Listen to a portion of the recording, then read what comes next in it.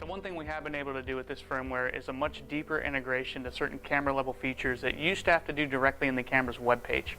In this menu here for the cameras, we have our display menu. This is where you turn on your time and date stamp.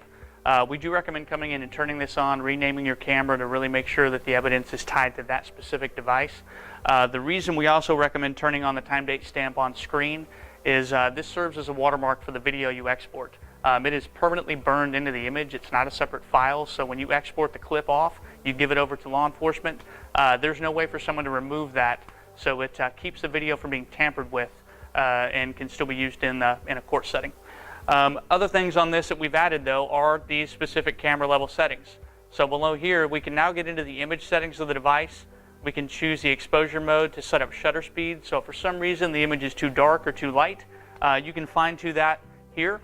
We can do our day-night settings, turning Smart IR on or off, which is a common thing that we have to do with our support team based upon what the camera is looking at, as well as turning on our backlight settings for backlight compensation, wide dynamic range, highlight compensation.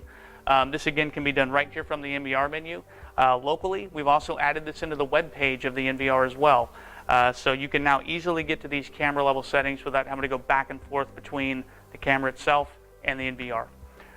The other things that we've integrated more tightly are the events. So in the events, most of these events that show up are going to be camera level, motion detection, video tampering, video loss, but the big change is in the smart events. Now the smart events page is only going to show you advanced analytics that the camera is capable of producing. There's no longer a grayed out bar, so there's no confusion on what the camera should or shouldn't support.